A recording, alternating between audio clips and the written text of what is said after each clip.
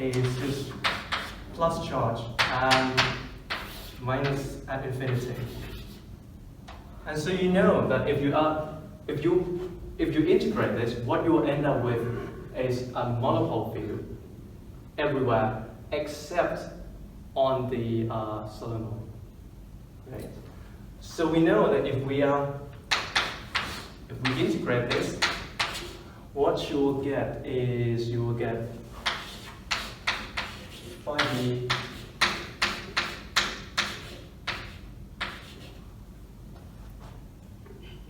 right?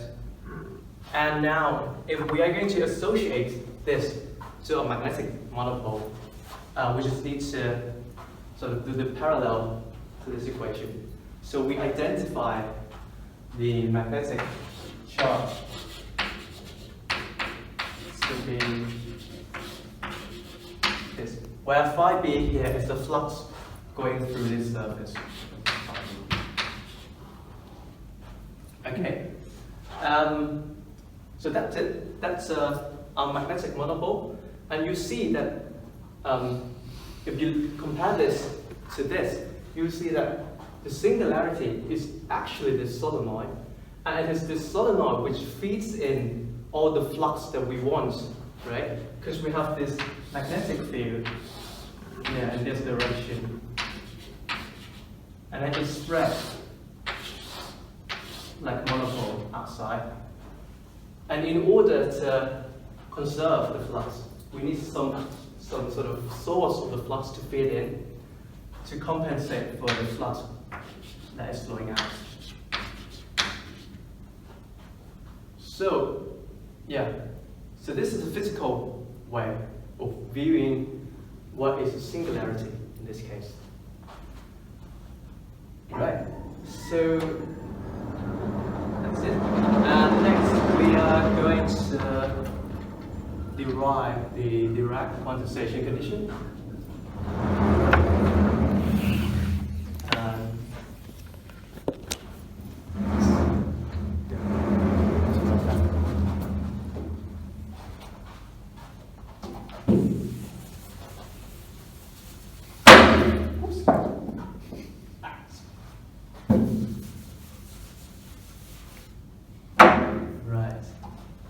So let's say we are very far away from the origin. This. Let's say that we are far away from this end. So what we are left with is a zero magnetic field with just the solenoid. And let's suppose that we can arrange the solenoid so that it lies like this.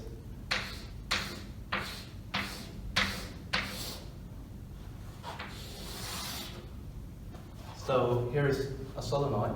The magnetic field is going out of the plane, and this is these are two holes. This is the screen.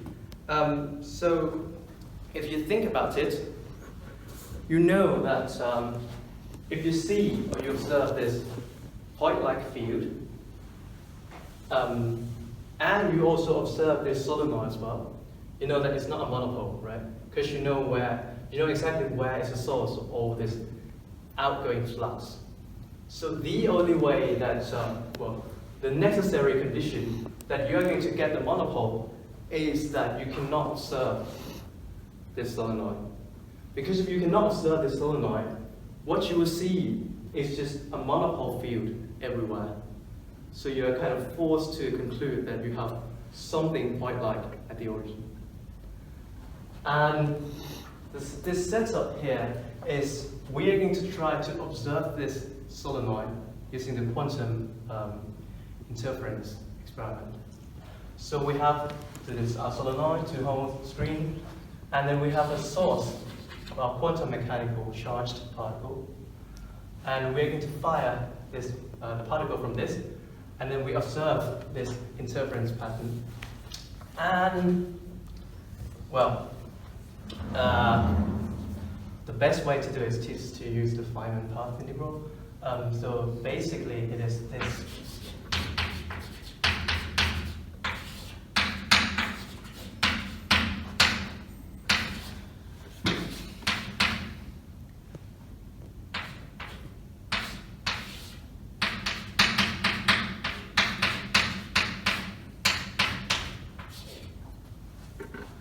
it means that if you are initially at point x0, and then you evolve through time t,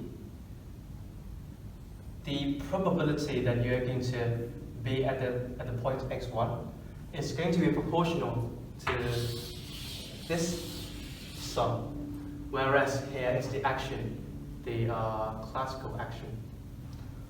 Okay, so I claim another result that the main or the leading order contribution from this sum is going to come from two parts, which is that.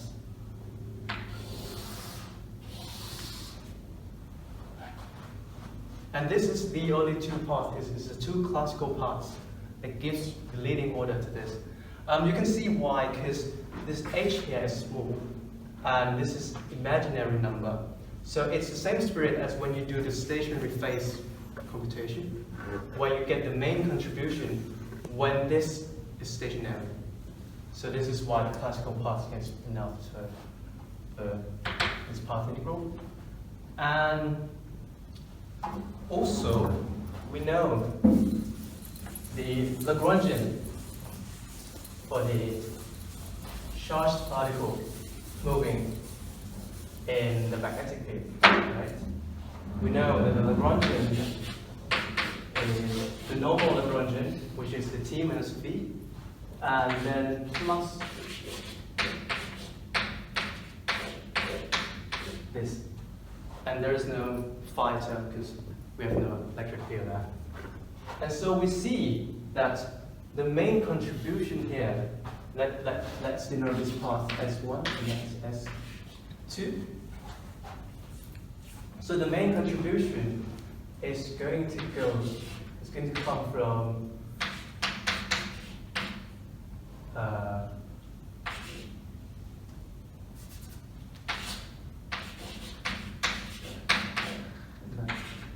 S1 plus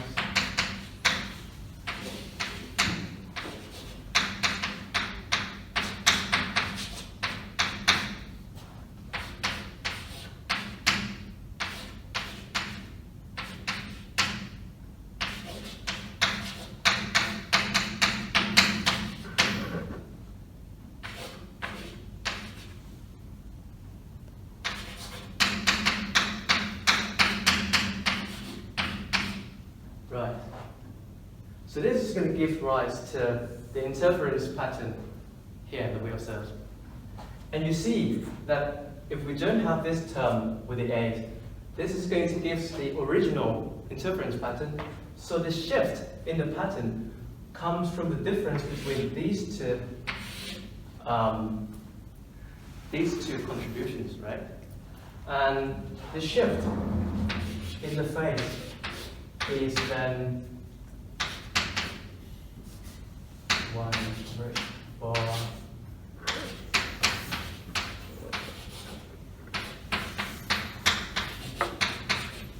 And then you see that if you follow this path and then go back through that path,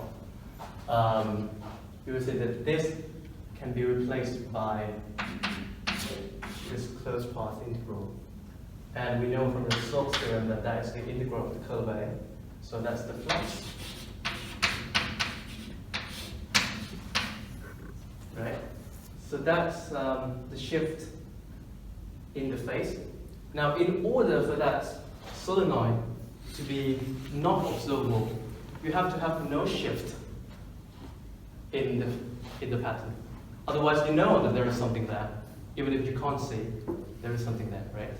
So, for this to be not observable, this has to be to